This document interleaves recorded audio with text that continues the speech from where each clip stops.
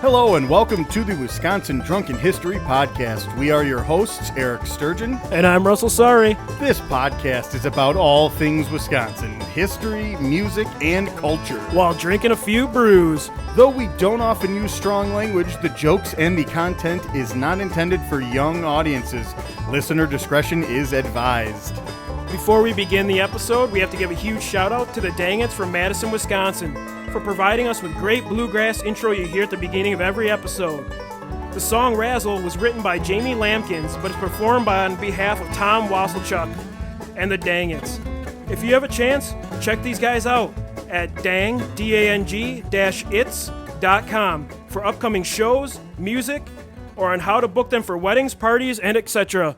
Thank you for listening. Hey everyone, welcome back to Wisconsin Drunken History Podcast.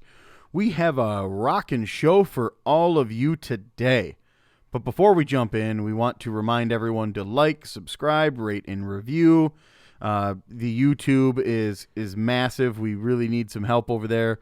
Yeah, just to promote our presence, honestly. Yeah, we're still an up and coming podcast. We got a lot of great interviews, a lot of great history, and yeah, just spread the word. And to push the content even further, that's what we need. We just need a little bit more help out on the comments and the rates, the reviews. Hit the subscribe button. You don't have to hit the bell, to be notified, but hit subscribe. It at least gives us that additional presence. So on today's episode, our main story here is the Midwest Rock Festival.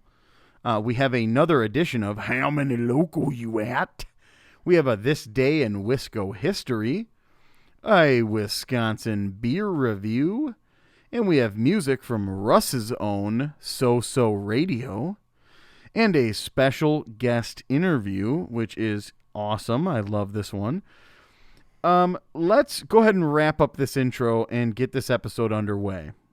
So, today's main story, again, is Midwest Rock Festival. You have all heard of the famed Woodstock Music Festival that took place in Bethel, New York, 1969. Huge acts played that thing. Grateful Dead, right. Jimi Hendrix. Just an amazing festival for sure. But did you know that a mere 3 weeks before Woodstock 69, Milwaukee actually hosted its very own mega music festival? Russ, I know you didn't know this. I actually didn't know this. This is kind of a new thing for me. So this is something that I've kept near and dear to my heart. But on July 25th through the 27th in 1969, a man named Peter Knapp, he was then a 22-year-old president of Midwest Festivals, Inc., he arranged and scheduled his first ever music event. Russ, this is his first ever music event that he's putting together. Right. He's never been a promoter or an event scheduler. I mean, this is his very first thing. I mean, it's pretty incredible, to tell you the truth. I mean, it's absolutely I've insane. actually never heard of this, though. You know what I mean? Like, you always hear about Woodstock, but you never hear about this. Right. Which is great. A lot of these other ones. But so just like Woodstock, the Midwest Rock Festival had to overcome gate crashers, rainstorms, uncooperative performers, and a young promoter scrambling to keep it all together, trying to keep it all together. So Peter Knapp, he was actually running a lease program for a Plymouth/Chrysler dealer in the area and had requested some time off in August to actually attend Woodstock. He said to his boss, "Hey, is there any way I can get some time off in August? There's this thing I want to go to. It's going to be big. I really, really would like to attend." Instead, his boss handed him a check for $10,000 and told him, get started on building your own festival. And that's how this whole Midwest Festivals, Inc. even began. It was with a $10,000 handout saying, hey, you know that thing you're trying to go to? Do it here. That's crazy for 60s money. That's a lot of cash. That's a lot of cash. I can't believe somebody would do that, but cool. It's insane. I know. Mind you, this was June 28th, and Woodstock is scheduled for August 15th to the 18th. So we're talking just a turnaround, a short turnaround that we're talking. Woodstock is already in existence. It's already scheduled. People already know about it. These zines and radio stations and everything have already been talking about it. So the youth and all these music fans already know about it, and they are going to this. I mean, it's already written in history that we already know that a bunch of people from miles around, way out to California, came to visit Bethel, New York at this guy's farm to see Woodstock. So we already know people from around the entire United States knew about Woodstock. Yeah. And we're talking weeks beforehand that we're going to try to build, promote, schedule, all of that for here in Wisconsin. It's crazy. So they faced many difficult elements, including counterfeit tickets, downpouring rain, just a ton of stuff, which caused some artists to cancel their sets. But one much anticipated band played anyway. So Blind Faith, it's a super group composed of members from Cream and Traffic. Both of those are large bands. We're talking Steve Winwood, Ginger Baker, the drummer, Rick Gretsch, the bass player, and Eric Clapton. I don't know if you just heard me. I just said Eric Clapton. And I've heard of Blind Faith before this, so I knew about this. At least I'm quite a music buff. Yeah, and I know that you like Eric Clapton, you like Cream, you like the different bands that both Ginger Baker and Eric Clapton have been a part of. The Beatles, which a lot of people don't realize that Eric Clapton actually played the guitar solo in While My Guitar Gently Weeps. So did you know that there was a quarrel between Clapton and George Harrison, actually? I did not know that. So what happened is, so this song, I believe it's Layla, was actually written about George Harrison's girlfriend at the time, who Eric Clapton had a quarrel. And Layla, correct me if I'm wrong, but not only written by Clapton, the major riff is actually written by one of the brothers. Oh, shit. You keep talking really quick about this quarrel. Yeah, so there was a quarrel. It was so George Harrison was dating a girl at the time. I can't remember her name. But yeah, so he was originally scheduled to be in the Beatles. He was actually going to be the guitarist for the Beatles. Yeah. And I think that's kind of common knowledge. But yeah, there was actually a quarrel between him and George Harrison over a woman who he really loved. And I can't, it's crazy because I can't think of her name, but I'm a huge music buff. But it was about a girl. And they were kind of going back and forth. And Eric Clapton actually was in position to be part of the Beatles. Yeah. But George Harrison actually ended up taking the role. Yeah. So there was kind of like that ongoing quarrel between the two. And I mean, it doesn't get much more prestigious when we're talking about classic rock and just music in general as George Harrison and Eric Clapton. But so to begin with, Eric Clapton didn't release the song Layla under My Name's Eric Clapton. It was Derek and the Dominoes, and it was the 13th track on it. But anyway, it was Dwayne Allman, the Allman Brothers, Allman, not Almond. Sorry about that. But the Allman Brothers were actually involved in the writing of the major guitar pieces and musical aspect of the song Layla. Crazy. Including the recording of this song. Had a lot featured by Allman, the Allman Brothers. So, okay, I thought of the girl's name. It's Patty Boyd. It was her name. Oh, yeah, sure. Patty Boyd. So what happened is they were kind of in a quarrel because it was George Harrison's girlfriend at the time, and Clapton loved her, had a huge crush on her, and he would actually eventually take her away from George Harrison, and actually ended up marrying Patty Boyd for a short time. Sure, the story is fairly well known, but so I mean, you're talking about names that Dwayne Allman, the Allman Brothers, George Harrison. I mean, these names that are encompassing into the Cream and the Derek and the Dominoes and that whole world, and then into Blind Faith, which is the one who played here at the show, just absolutely ridiculous. But, so to just encompass it again, George Harrison's song "While My Guitar Gently Weeps," Eric Clapton is the one who contributed the uncredited guitar work on that specific track. So we're talking about Blind Faith pushed on and played their Saturday afternoon set without any interruptions. Other notable acts who performed, Led Zeppelin. Oh man, that'd have been so great. You to cannot get away from the fact that Led Zeppelin is one of the best rock artists in history. What's funny though is it's 1969, so they're probably well known, but they weren't as well known. Right, exactly.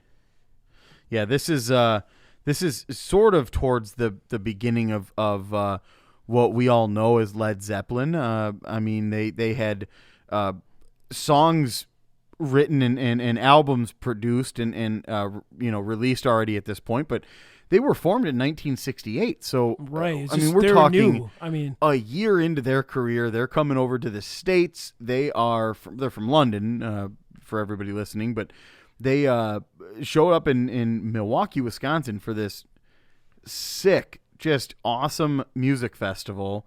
And we have bands like John Mayall, their blues. Of course. The Blues Explosion. Massive. The Blues Explosion. Great stuff. Bob Seger System, which, at this point in time, we're not talking about Turn the Page and some of these other songs, but still Bob Seger. Early Seger. Early Great. Bob Seger here. This is amazing stuff. You got Joe Cocker. Oh, man. Who doesn't love Joe Cocker? I know, that cigarette ashtray voice that he has Yes. is just phenomenal. Just lights out, man. Just this is way too huge. Johnny Winter, come on now. Yeah, I know. The Albino Massacre, dude. That guy can play. The Albino Massacre is in Milwaukee, amazing. rocking the hell. I mean, it's just absolutely phenomenal. Just to hear what was his big one? I think Frankenstein, right? Frankenstein, but then there was another one. I don't know if it's Love Roller Coaster. Yeah, I know. What the hell yeah, is he was it? amazing. The one I see on here listed in the actual event was MC5, which MC5, they're like the father of punk rock. A lot of people consider them, Earliest the Sonics. versions The Sonics and MC5 are kind of the fathers of the modern punk rock era that happened in the 70s and 80s, which is insane. Yep. So MC5, as Russ mentioned, they're another one of the notable acts.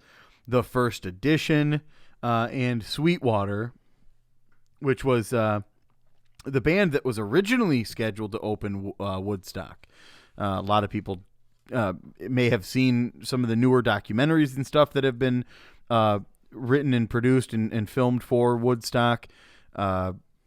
There was a lot of issues with the first day of Woodstock. Yeah, PBS put out a great documentary about Woodstock, which is really cool because you can see how these young guys are putting together something so massive. And they had a lot of venue changes and stuff for Woodstock. Right. People in cities cut out right at the last second in order to, I don't know, because it was a political issue that we didn't want hippies to be around here because that'll, put us in a different category. But So Sweetwater is originally intended to open Woodstock.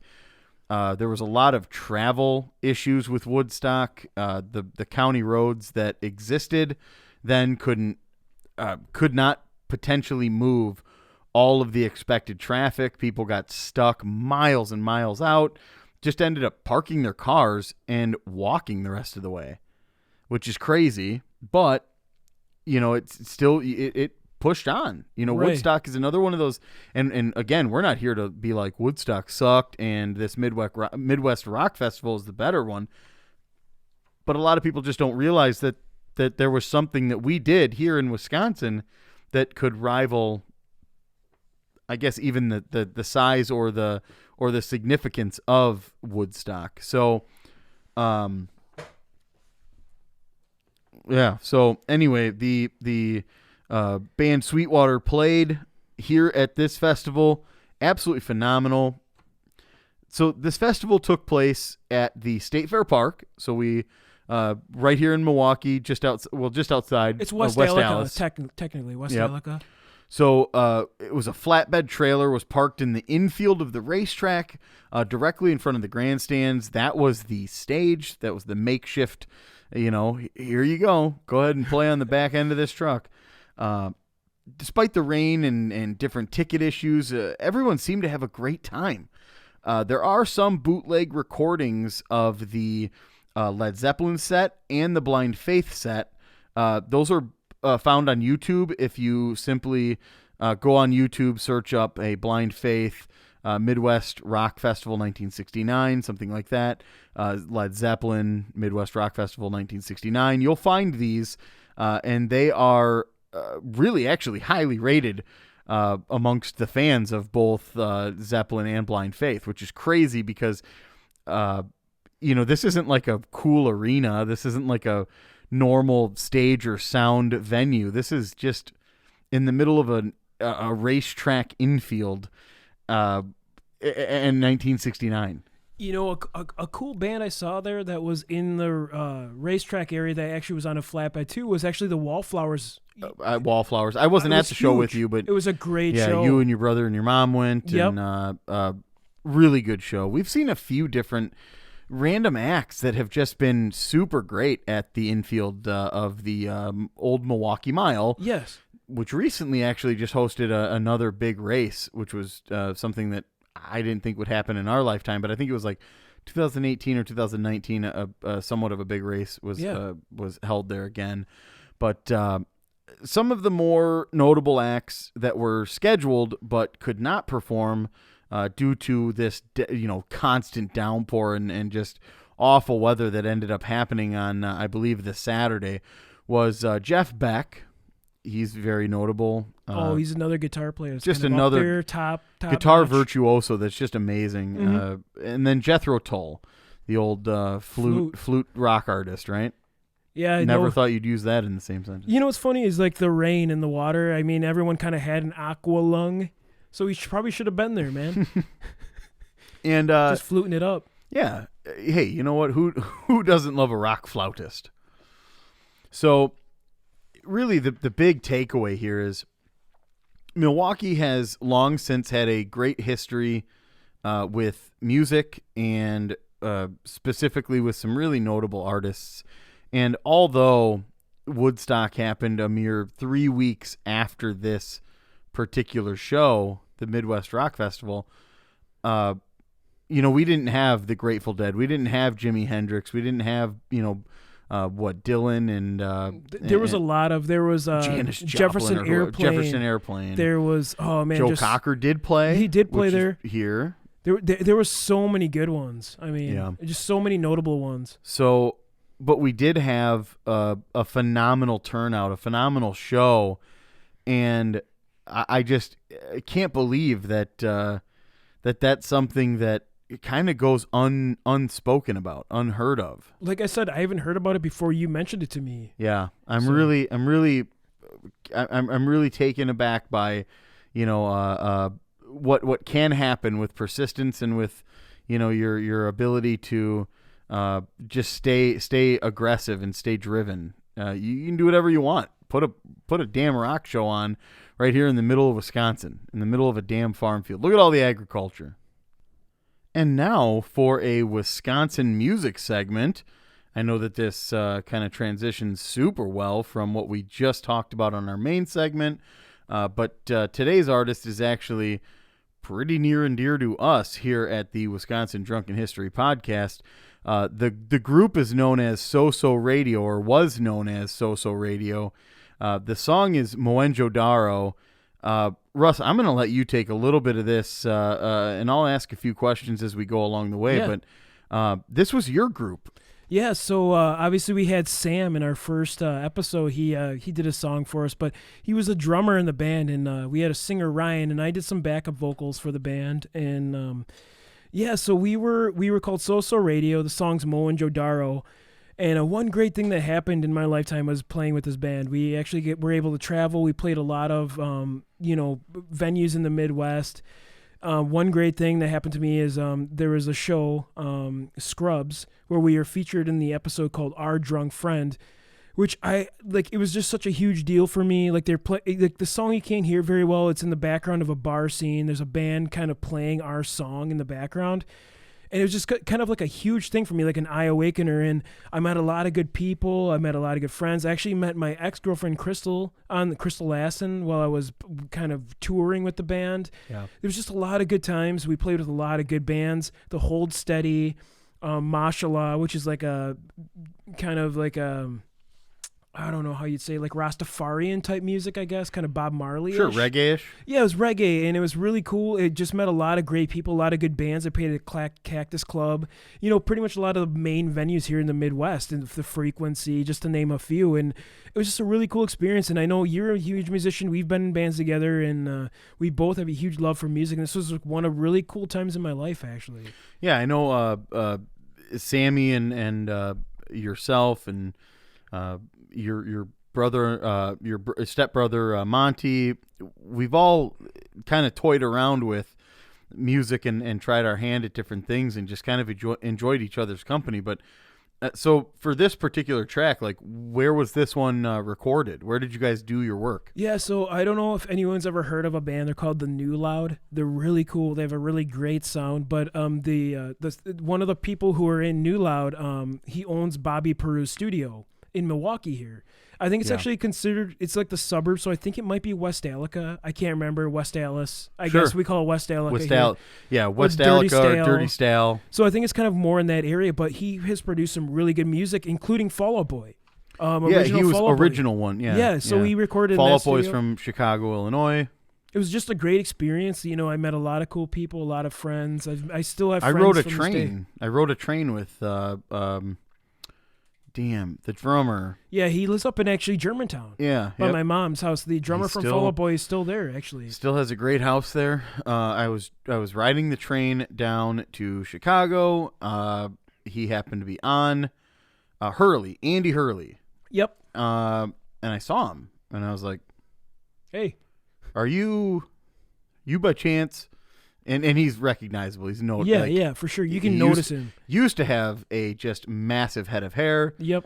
But to be back on topic here a little bit more, in this band So Radio, what did you do? So you were the bass player? I was a bass player. It's kind of been my go-to. As you know, a lot of bands we were in together, I played bass. I've always used you as a bass player and a tremendous vocalist, because you just have this ability to cut through a fucking track with that. It's just voice. I have a decent range, so I have like a mid to a higher range voice, as you can hear on this podcast. And so I'm pretty good at like matching with a different harmony above the singer usually. Right. And Ryan Garcia has a pretty good voice, a little baritone, and so I can kind of cut into that a little bit, a higher range. Yeah. And it kind of worked out really good. And I mean, we're all really tight. I mean, me, Eric, Monty, Sam, we've all kind of been kind of this crew that have been producing really great tracks. Yeah. And for the most part, we all still kind of float ideas around. None of us play consistently anymore. None of us do anything live, but, we all still sort of try our hand at stuff. But the track you're about to hear is from So Radio. Again, it's called Mohenjo-Daro, as featured on the hit television show Scrubs, featuring Zach Braff and some other individuals. But enjoy it. Again, there's not a whole lot out there on the internet about this. They're not on Spotify or Apple or anything like that. But check it out. Honestly, it's phenomenal music. And so it ends without a chance to begin. Will one word break down these four walls just like it did back then?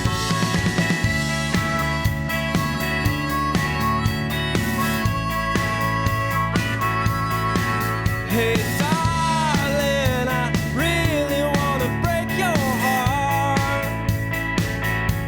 but don't you put it back together just to watch somebody blow it apart.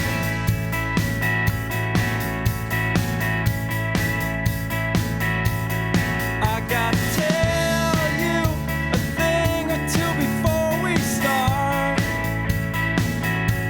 That nothing good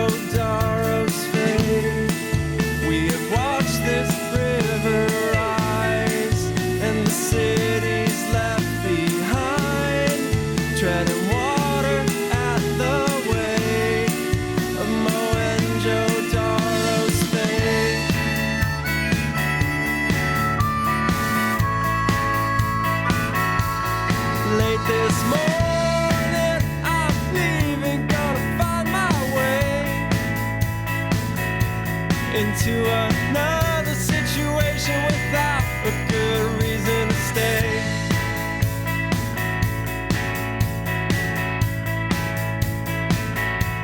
And like I told you, by the evening, all I have to say, although my head is full of purpose, I haven't got the heart to sing. And so it ends without a chance to begin. Will one word break down these four walls just like it did back then? You and I, we have watched this river rise, and the cities left behind, treading water at the wake of Mohenjo-Daro. You and I, we have watched this river rise, and the cities left behind. You and I, treading waters at the rise, and the cities left behind. You and I, we have watched this river rise, and the cities left. We have watched this river treading water at the wake of Mohenjo-Daro's fate. All right, man. So this was a truly special music segment with So-So Radio, Russ's former band. The song was Mohenjo-Daro. Again, a lot of this stuff isn't available anywhere else. So, hey, if you guys want more of it, let us know, because we have, I don't know if it was a full album. We have a full album, and we have an EP as well that I can send. So Yeah, if you're so really interested, like if you're really, really interested, let us know. Ryan- Comments. Ryan Garcia, the lead singer, is just a really cool guy. And Ryan has a bunch of different stuff too. And, Yeah. And our buddy Sam, obviously you heard in the first episode, I know Russ had mentioned it at the top, that he also has his own thing going on right now with Samso. It's absolutely phenomenal stuff. I worked with Sam on the first album of Samso. Absolutely awesome stuff. I can't believe we have such a cool, tight-knit group of musicians and friends. So Yeah. without any more further ado, we have How Many Local You Have? Yeah. Fuck. So this one is from Madison. So an intoxicated driver going the wrong way was arrested after nearly hitting a state trooper and several other cars on Sunday, early Sunday, by the way. According to a Facebook post from the Wisconsin State Patrol, the incident began after they received reports of a wrong-way driver going eastbound in the westbound lanes of Highway 12/18 near Madison around 4:40 a.m., which we all know what happens at 2 a.m. in Wisconsin. Yeah, so, you're done drinking. But what was this guy doing after hours? You know what I mean? To get that extra hour or two. He was doing some ripping it up, greasy man. stuff. Yeah, he must have been extracurricular. Oh, wait a second. This is a woman. Oh. Whoa. Okay, so the driver, a 42-year-old woman, entered the northbound interstate traveling wrong way in the southbound lanes and nearly hit a trooper that was responding, as well as several other vehicles that were all bystanders. Officials said that the Dane County Sheriff's Office deputies deployed tire deflation devices, those are spike strips, in order to try to stop the vehicle. The woman kept driving with the deflated tires, so a high-risk stop was conducted. Probably a pit maneuver? Is that what you're thinking? Yeah, probably. So the woman is facing charges of OWI, second offense, reckless driving / endangering safety, eluding, operating after revocation, driving in excess of the posted speed limit, and deviating from designated lanes. Those are all very, very cool things. I can't believe that we're finding a story of this nature. Yeah, so men are normally the offenders of this serious of stuff. We've had some young women on here that have like passed out after parties and stuff, but this one's like 4 a.m. around 4 a.m. and she's 42. So let's break this down. So she's 42 around 4 a.m. There's probably spike strips involved. Yeah, probably a pit maneuver. They said that. So they might have hit her back tire to spin her around to get her to pull over because she probably didn't even know the cops were behind her. Honestly. Probably didn't even see it. Probably didn't hear it. And she's she's probably doing some extracurriculars if it's 4 a.m. She was doing some parking lot rendezvous. Yeah. So these are the evidence we have. So we know she's really drunk. She's a woman. And that's not I'm not bashing women or anything. Like, she's a woman, so she's smaller, so she can't handle the lokes as much as a male. Right. It's 4 a.m. She probably didn't even see the police. So, like, she's at a pretty decent loke level. I mean, for she's deep. For a smaller woman, 42. I don't know her background. I don't know if she's like a veteran drinker. So this is her second. So it's her second. So she has some liquor in her past. Oh yeah, she's got a history of licking. So what do you think, Eric? God damn! Why'd you do that? Why'd you go that route? She has history. She has a history of licking. What I meant was, she has a history of liquor, not licking. Okay. So what do you think's going on here? I mean, what do you think from a local perspective? Like, let's take all that evidence into our. Well, she is straight hammered. Yeah, she's hammered. She has done it. So honestly, here's my initial take: 3 cans of local, 12, a 12 loco, 3 cans. Yeah, and 12 loco. My thought was so 3 to like 3.5 was my initial viewpoint. Just thinking in my head, I think a 12 loco probably kind of sums us up. I mean, the cop, when he had to probably hit her back tire and spin her into the ditch, I think she's lit up. She's thinking she's like flying or something. Right. No, she doesn't even know the cop's there. To be honest with you, she probably didn't even know the state trooper was there in the first place. 3.5, I think, is the right number. Okay, so 3.5 cans. Not 3.5. So 14, loco. like a 14 loco. 14 loco. I think that's a pretty good 12 estimate. 12 to 14. Yeah, we'll go with a 14 loco on this one. And like we say before, always drink Wisconsin Blee. We really don't want you to be on our show. That's why we do this. Yeah, we don't want to read about you. We don't want to know who you are. We try not to use any names ever. But again, don't do this. Just hey. It's 2020 right now. Ubers, Lyfts, taxi cabs, everything exists for you to not do this. The Tavern League of Wisconsin has things that you can call local sober drivers. I think some of them are actually free lifts now. They are. They are. The Tavern League of Wisconsin always exists in a free setting. So please talk to your bartenders, talk to your friends. They'll help you. They'll get you something to get home safely. And if not, just put the app on your phone and, set your house as like, an address that just get home safely. Quit doing this drinking and driving stuff. Yeah, and a lot of those have like a one free ride when you're just signing up. Right. So just take that free ride, go home safe to your family, Yeah. I mean, we've all been to that one party where like, oh, one more pitcher. But when you get to that point and when you're like staggering to the bathroom, just get that call. Just make that call. And so this brings us to a perfect point here. Our beer review. We have a special beer today. Let's just throw it out there. This is the most special beer I think that we will ever review, unless we get a beer named after us. But this beer in particular brings us right back to our first couple episodes, the Hodag. Yeah, so me and Eric have both been to Rhinelander. We love Rhinelander. I mean, we've both been there. I go there often with my little guy. He loves the Hodag. He just like adores Pioneer Park, Hodags. the trains, and everything. Yeah, this specific beer is the Hodag beer from the Hodag store.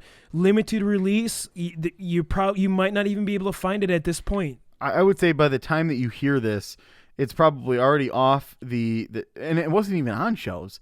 It was at the Hodag store. I had to go to the Hodag store and actually see the shelf itself, which this sat in, which is an old, Coca-Cola refrigerator, for crying out loud. Phenomenal can. This thing has the Hodag sitting there sipping a brewski, having another one in the other hand. This thing is a double fister.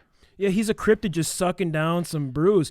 And actually, this one is a Pilsner type beer. It's a 5.5% alcohol by volume, and it actually was done by the Northwoods Brewing Company in Osseo, Wisconsin. Yeah, so brewed kind of as a contract brew in partnership with the Osseo brew there. So after taking the first sip, oh my, it's just a really refreshing. You're getting a lot of the malt and the grain coming through. Ooh. It's very good. Wow. It's really good. And I like that. I don't know how long this one's going to be out, but I really recommend you guys check this one out. Honestly, it's just phenomenal. That's a throttle body of a taste right there. And on the can, I love that. So I'm going to read the little piece on the can just so you can kind of know what's going on. It says, a beer as legendary as the Hodag, both crafted from the Northwoods of Wisconsin. Among the old-growth pine forests and crystal-clear waters comes this premium Hodag beer, a classic old-school Wisconsin Pilsner. And let me tell you, it does not disappoint. This thing is as described. It is a classic Pilsner taste. And both. It is really, really out of the pine forest and the crystal clear waters. You can taste it all. You can taste the Northwoods. Yeah, and if for anyone that hasn't been to Rhinelander, you got to get there. They have the Hodag store. They got Pioneer Park, which is free. I mean, you can spend a whole day at Pioneer Park. It's like 4 museums in one location. Yeah. I mean, you got so much cool things. It's kind of off the beaten path, so you're not in that tourist area, but you're getting that taste of Wisconsin. In this small town is phenomenal. Yeah, and I love this beer. I know that you probably won't be able to take part of it as we are, and I know eventually it will be brewed again. But as of right now, I mean, they had very limited quantity when we were at the Hodag store. My wife and I. So it's definitely one of those ones that, once you get it, get a couple cases or get a couple of 4-packs of it that definitely that they have available when you can, and store it in your refrigerator safely, of course, and watch out. As Russ and I have experienced, these things can get a little bit carbonated a little bit, and they'll splash up on you, but that doesn't change the quantity or the quality of the beer. It's still great. It's tasty. Yeah, we've made the one thing I love about this pod is we made some great friends. Ben Brunel at the Hodag store and Carrie from Pioneer Park. Yeah. They're just such great people. I mean, you totally get that like Northwoods, Midwest feel. They're really good people. They'll talk you if you want to learn about the Hodag, these guys will talk your ear about the Hodag or lumberjack history, which I love. And yeah, you got to check it out. It's just such a cool little town. And the antiques that you can find at the Hodag store are phenomenal. We actually stopped and not only bought this beer, but we had bought a few different things. There's a couple of cool little, reminiscent things that you can buy that say Hodag on it, and the Hodag hats and all that stuff. But the antiques there are absolutely phenomenal. I love the old stuff that they've drummed in and have for sale there. I mean, it just kind of takes you back, and it's a little fun environment. I love it. Yeah, and these two guys, like they're really cool. Like they know how to like kind of play on the common things that are happening at the time to kind of bring population up to Rhinelander.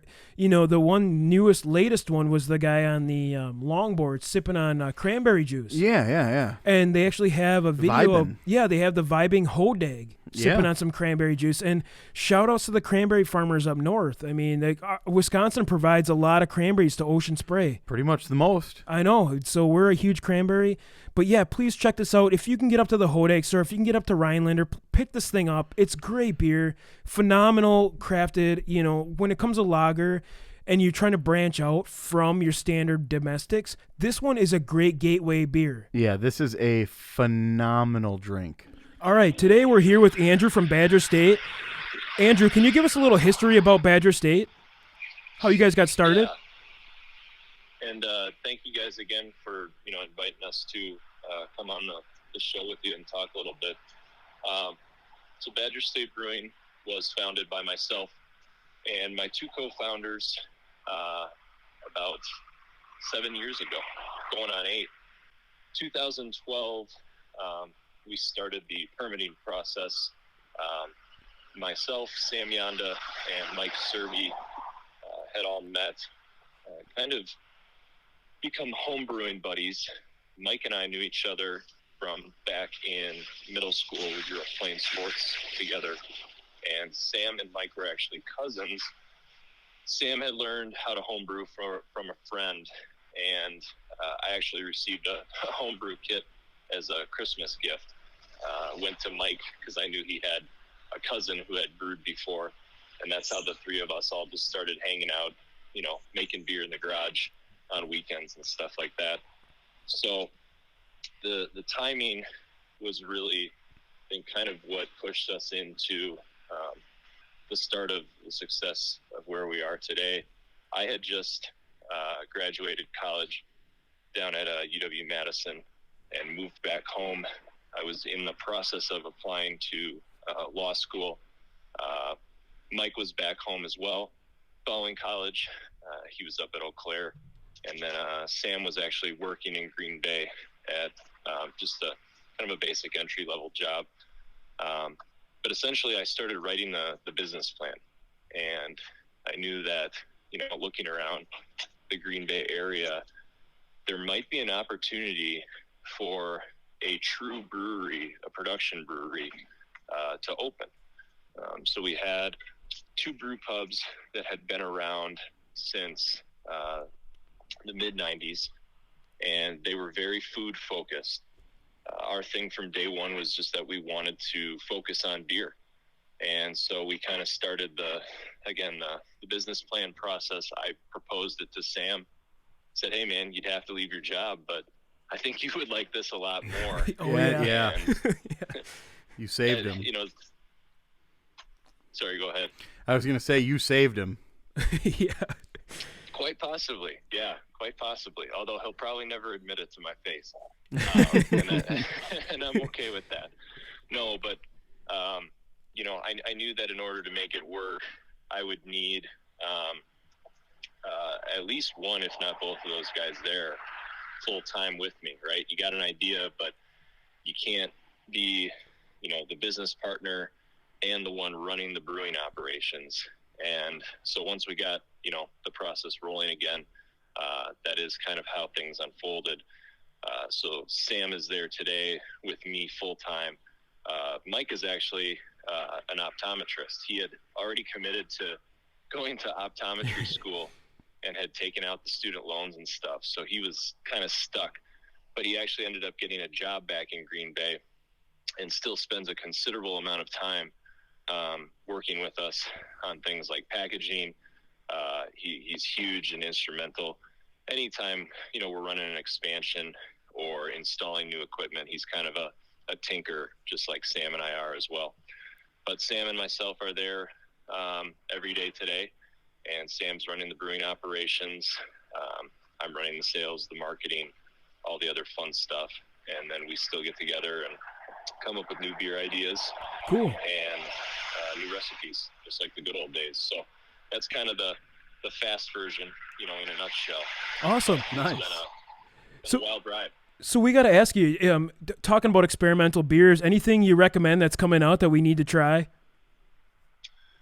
Yeah, definitely. So we just missed Oktoberfest season, and we actually rolled out our first ever Oktoberfest. We'd kind of been standoffish on that style for a long time just because so many places produced it.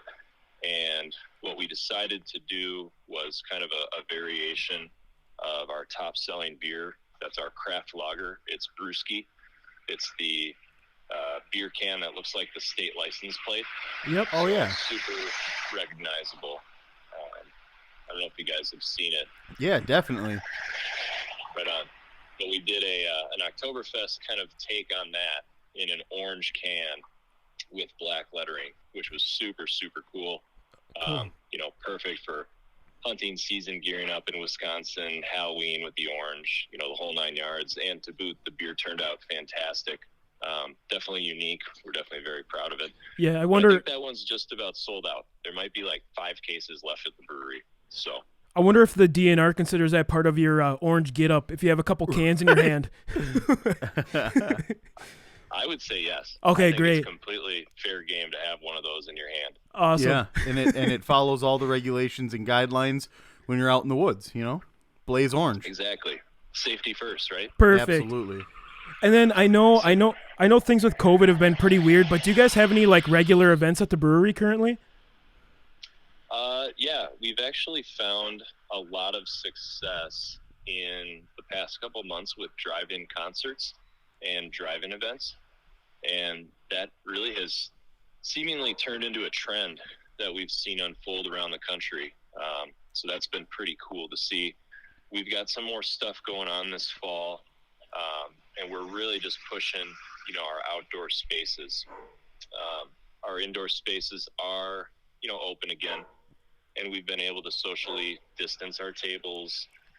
We're running a satellite tap room in our event hall, which is huge. That's like a 400-person capacity space. So, getting another 50 people in over there on that side and having plenty of room for everyone has been pretty easy to do.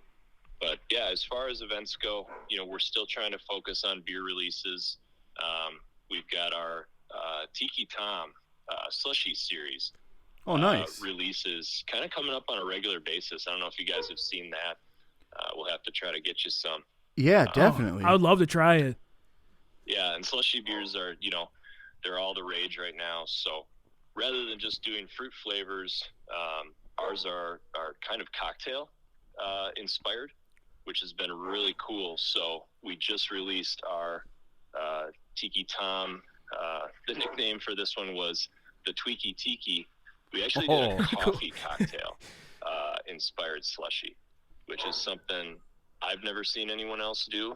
And quite frankly, it tastes phenomenal. I don't know if you guys are into cocktails and trying new stuff, but there's a lot of opportunity for ideas to cross over into those realms. Definitely. So, yeah, the more of the cocktail or booze route is definitely something we're both into as well. Yeah. Distilling and stuff too. Pretty much anything Wisconsin I'm all about. Anything that can support, Sure. especially local. Well, Andrew, thank you. But before we go, we got to ask you a few questions about how Wisconsin you are. Are you willing to participate? Oh, yeah, definitely. All right, let's hear. Okay, so the first question we got, have you ever eaten a squeaky cheese curd? Oh, absolutely. I'd say probably, on a weekly basis almost. Yeah, same I here. agree. I'm in the same boat. Agree. And then we got to ask you this question. So I know you guys are from the title town, Green Bay. Have you ever tailgated at a Brewers, Packers, or a Badgers game? Every single one. The trifecta. The trifecta. Perfect Great. score. Mm-hmm. So have you ever wore a cheese hat? Oh, absolutely. And not just a cheese hat. I've worn a cheese top hat, a cheese cowboy hat, a cheese baseball hat, and a cheese corn hat. My friends and I have a set that we interchange when we get to the Packer games each year. That's good. That's huge. That's awesome. So you got like a whole suit. You got a whole closet full of cheddar. Next level. Next. All right, and then so have you ever hit a deer? I haven't hit a deer. One of our employees have. I know several friends who have. That's actually something that I'm trying really hard not to cross off. Yeah, right. On the list. Yeah, of course. I would not prefer to go down that road. For insurance But purposes. we'll see. Yeah, For I mean insurance that's purposes naturally, and I'm a fan of my truck. It's a nice truck. I'd hate to see it all dented up, right? I just got a new truck too, so I can actually feel for you on this one. There you go. Welcome to the club. Thank you. I'm still out of the club, but I'm working on it. He's getting there. There's still time. All right. Have you ever had a true muddled old fashioned? Oh, absolutely. And one of my favorite things to do is, when traveling, is trying old fashions in different states and seeing how they make theirs. Just to and see how they- badly they mess it up. Well, usually how they mess it up, exactly. I mean, the standard has been set so high. My favorite go-to spot in Green Bay is a place called the Libertine. It's downtown. It's kind of a craft cocktail bar, a little bit divey, but they're old-fashioned. If I could and my liver would tolerate it, I would go in there and have 12 of those every Saturday night. Yeah, me too. You're not alone. They're so good, so good. So yeah, like just a little side tangent. I remember going to Boston, and there was a guy with like the heaviest Irish accent, and he made like the perfect muddled old fashioned. I could not believe it. It was like identical to Wisconsin. Why didn't you marry him? It's a beautiful thing. I know. Done correctly. I know. All right, next question. Have you ever milked a cow? Sorry, what was that? Have you ever milked a cow? I have not milked a cow. That's actually something that I think that I need to cross off on the list. Just give it a shot. Grab an udder. And Yeah. anytime of the day. Just break into any local dairy establishment and just rip it. Right? What's the worst that could happen? Just Yeah. show them my ID. Right. It's okay, I'm from here. Yeah, just tell them that you wanted to experience this. I like it. That's a good game plan. All right, next question. Have you ever been to a supper club, and do you have a favorite? Sorry, say that again. Have you ever been to a supper club, and do you have a favorite? I have been to many supper clubs. Actually, I grew up going to supper clubs, and a favorite. It's a tough question. Yeah, this is the struggle we all face.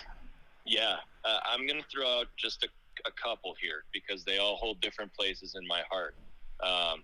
So the Nobles of Hollandtown is just a little bit outside Green Bay. That's kind of my nostalgic, one of my family, growing up, going to on Friday night kind of places. My current go-to that's actually a little bit closer in Green Bay, for going with friends and stuff is Wally's Spot. That's actually on the kind of the east side of town. And then probably my top all-time favorite, and I'm not sure if this necessarily classifies as a supper club, but I think it does, and it's got the supper club feel. It's actually the Union Hotel in De Pere, which is in Green Bay, essentially. It's got just a tiny, tiny bar. They make fantastic old fashions. You go in there, sit down, do your drinks, look at your menu, put in your order, and then they take you to your table in the dining side of the restaurant. But man, I tell you, the pre-meal fixings at a supper club, I think, are what make it for me. I don't know if you guys are on board with that too, but the cheese spreads. That's and the what it's ham all about. spreads and Yeah. all the heart healthy stuff. Yeah. It's the relish tray, the sticks, whatever they are, the cracker sticks with the cheese, all the different things you get up at the relish bar is what really, I mean, that's what I think qualifies it as supper club versus just normal restaurant. I mean, having a great Saturday prime rib and fish fry, great, but relish bar, that and the old fashioned. Yeah. And then you know what? I gotta say, I love the fact that all these clubs, and I know the rest of them are damn near the same way. They're all families, and they've been owned by families for years and years and years. And now you're kind of seeing the next generation. Either the kids or someone who's kind of around my age, mid-30s, taking these places over and carrying on the torch for the next the next generation to come. That to me is super cool. Yeah, I do like that too. It keeps it right in the family. Yeah, and I was going to add, so the next question I got for you, regarding Badger State, is there a beer you would recommend, a Badger State beer that is great for beer brats? Yes, actually.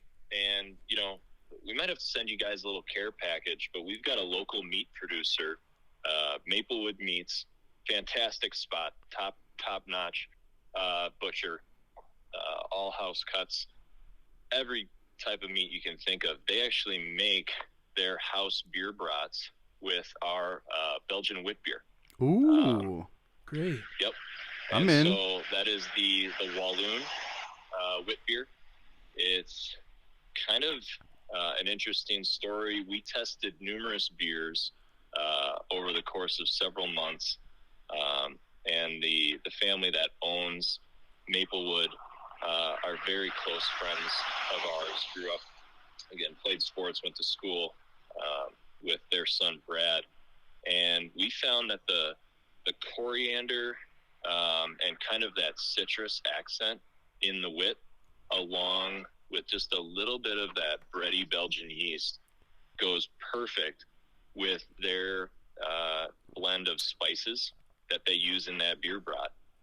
And they've been making them with our beers since, I want to say, 2014. We started that off almost immediately. So I have to recommend that. Again, it's the Walloon Wit beer. It's our Belgian wit. I would also throw some Oktoberfest, some Oxkey, or, our lager, some Brewski. Yeah. Can't go wrong with a lager beer, when you're doing beer brats. And, do your roux, little onion, little butter, house spices, and, man, you're golden. Right? Yeah. Awesome. I agree. Now, I noticed you mentioned the Union Hotel. Have you ever maybe been to or heard of any of the ghost stories? I know it's a noted haunted hotel. Absolutely. I'm very familiar with the ghost stories. I'm Okay. glad you brought that up because it is October, right? It is. It sure is. I have a personal story, if you'll let me tell it quick. Yeah.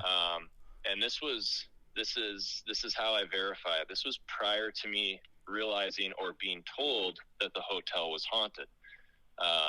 So the Union Hotel is a place that I grew up going, to with my family as a kid. And one night, I'll never forget it, I had actually walked out to go to the bathroom. My family had been waiting in the bar, and while I was gone in the bathroom, they had been seated, unbeknownst to me. So I walked back in the bar, and when I walked in, there was a bartender standing behind the bar who ducked down to, wash a glass or fill a glass with ice, something of that nature. And so I approached the bar, got a little closer, and I said, "Hey, excuse me, do you know what table my family was seated at?" And when I went to look over the bar, expecting to see someone, there was no one there. It was completely empty behind that bar. And I swear to this day that I had an encounter with a phantom bartender. And it was the strangest experience ever in my life. And then I found out later that, the hotel had a history of ghosts. And it all kind of made sense. Wow. That's huge. Yeah, It's unique. we recently did an episode about some of the most noted Wisconsin haunted hotels, and Union Hotel is definitely on that list. Yeah, So Yeah. one of the first ones we actually talk about. I should have ordered an old fashioned, right? you should have. All right, before we let you go, we got one more question to ask you, and we'll let you get on with your Sunday. So besides Badger State, is there another brewery or like a brew pub or anywhere that you recommend somebody go and check out? You know what? There's actually a lot of places in the state that I'm a big fan of. I've got a lot of respect for several different breweries that I think make really good quality beer. They keep things interesting. They have fun with their events. They give a ton back to their community. And I could list probably 10, 12 places, but I'll go as close to home as possible, just in case someone's in, Green Bay visiting us, and then they want to make a little drive out of it or something like that.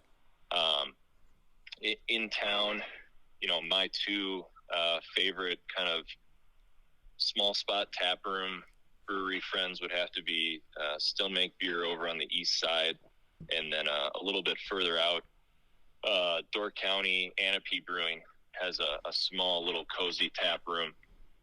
They're both owned by fantastic guys, hands-on, very caring dudes who are just super into beer, and they kind of started the same time as we did back in 2012, so it's been kind of fun to grow up with them.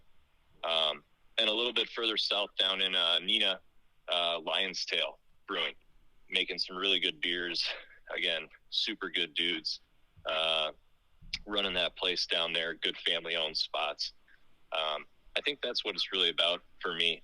It's got to be good people behind good beer. Yeah. And that kind of makes my experience, being inside the industry and seeing a lot of things behind the curtain, if that makes sense. I like that message.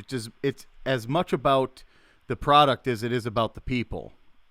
Mm-hmm. Yeah, I love that. But awesome, Andrew. Thank you. We really appreciate your time today. We appreciate that it was kind of a last-minute thing and you were able to get on, and thank you. Yeah, absolutely. I hope I'll see you guys at the tap room sometime. Maybe we can make that happen once things, continue to return to normalcy. And feel free to give us a shout anytime. We always love talking beer. Sounds good. All yeah, right. We could talk your ear off, so we'll be up there soon. Absolutely. We will definitely come visit you. Right on, guys. Sounds All right. good. Thanks a lot, Andrew. Have a good one. All right. You too. Cheers. Yep. Cheers. Bye. Bye.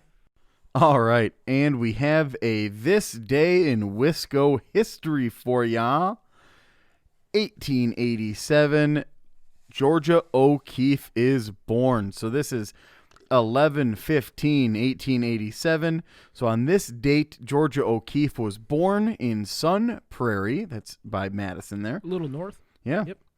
She studied at the Chicago Art Institute from 1904 to 1905, and in 1907 she relocated to New York to study the Arts Students League with William Chase. In 1926, she unveiled her now famous flower paintings. She received much of her artistic inspiration from her surroundings in New Mexico, where she settled permanently in 1946. O'Keeffe was awarded the Presidential Medal of Freedom in 1977. Georgia O'Keeffe eventually died in 1986 in Santa Fe. The year I was born, 1986. I love Georgia O'Keeffe. I'm a huge fan. I love her artwork. I love floral patterns. I love irises, orchids, and she does a very phenomenal job. They're beautiful. I've saw a whole bunch of her exposés at different museums. I don't know what to say. Like, it's just such a great thing that we have her in our state. Like, it's just such beautiful artwork.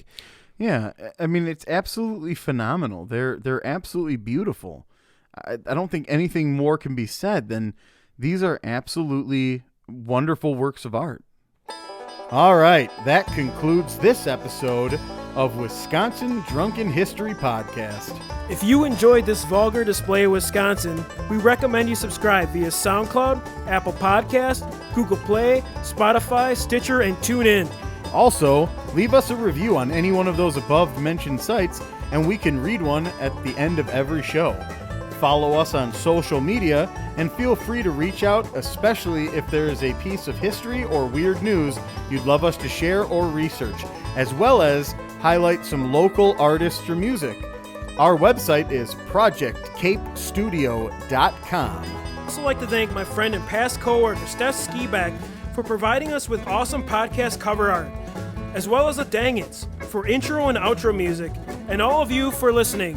As always, Watch out for deer on the way home.